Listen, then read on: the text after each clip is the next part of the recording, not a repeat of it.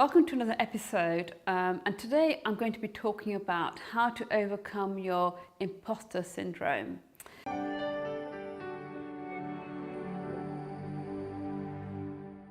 So I recently got an email from Tina who wrote, I know I should be celebrating, but the reality is I feel like a complete fake and a failure. I've been asked to speak at a really high profile, prestigious panel, and I'm just terrified. They're going to find out that I don't know what I'm talking about.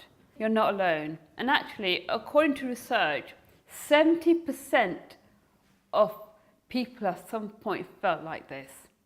So I'm going to read you out some quotes. Why would anyone want to see me again in a movie? And I don't know how to act anyway. So why am I doing this? That's Meryl Streep, a 3-time Oscar winner.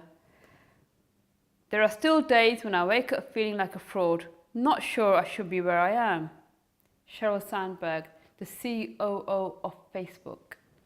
And finally, the exaggerated esteem in which my life work is held makes me feel very ill at ease. I feel compelled to think of myself as an involuntary swindler. Einstein. We all, even the great ones amongst us, have at some point experienced this feeling of imposter syndrome, or not feeling good enough. So what can you do? Well, today I'm going to share with you 3 tips of how you can overcome your imposter syndrome. And the first tip is, rather than focusing on how you're feeling, how about thinking about who could benefit from hearing what you have to say? Who could learn from something you've got to say? Who are you helping? So rather than focusing inwards, focus outwards, right? Who am I helping? Who's in the audience? What can they get out of this? So, and the second one is, what is your human superpower? And at this point, what I suggest is, if you want to grab a notebook and a pencil and make some notes as you think it through, you may find that really useful.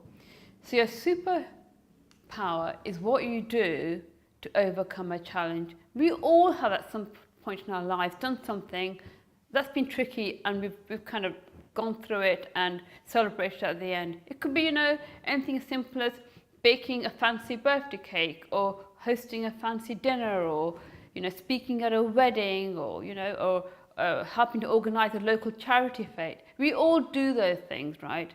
So I want you to think about a time when you had a challenge and you overcame it and you did it really well. But more importantly, what 3 qualities did you bring to that situation?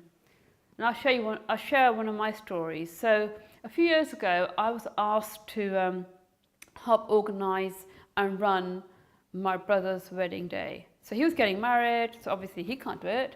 And he said to me, you're in charge of these 200 guests, the 3 different sets of caterers. They had a day function, an evening function, and people coming from all over the world, blah, blah, blah. It was pretty complex, right? And you're in charge because we know you can do it. Great. So the good news is that it ended really well. But as I reflected, what did I do that day that made it work? My 3 things I do when I'm up against the wall is, 1, I am really focused and I do not give up, right? And I don't let anything get in my way. So I know that one of my core skills is focus, right? My other skill is, and this is going to sound a bit harsh, right, but I can be a bit ruthless in the nicest way. When I have to get something done, I can really make some tough decisions, and I did that day. If it meant that for some people I had to speak quite assertively, I was on the game, right? So when I'm pushed up against the wall, I'm focused and I can be pretty assertive, and I can be pretty much, nope, this can't happen this way, it's happening this way. And the third thing I do when I'm up against the wall, and this happened on the day of the wedding, was that I just had a pretty strong feeling it was going to be okay. I just knew it. So my 3 qualities are, when I'm up against it, is to kind of bring that feeling of, it'll work out, and believe it. Be ruthless where I need to, and stay focused and don't give up. When I use those 3 qualities, I kind of get into a mindset of, this is what I'm good at, this is what I do. And it always works. Now, just like me, you will have your own personal 3 qualities. So go back to a time when you did something you were amazing at. What 3 things did you bring to the table? And we all have, our individual 3 things. So don't try to do mine or someone else's. It's your 3 things.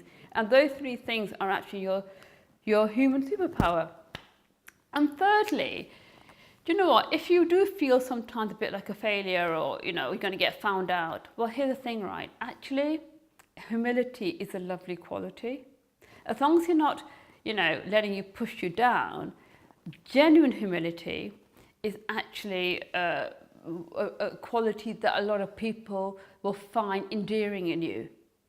So don't let it drag you down, but actually to have that is helpful rather than not helpful.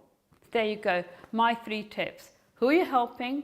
What's your human power, superpower? And finally, a teeny bit of humility is never a bad thing. Hope that helps. I'd love to hear from you. So, how do you have imposter syndrome? If so, what does it look like? Or maybe you've overcome it. What did you do? Do share your comments in the box below, and I look forward to hearing from you. So,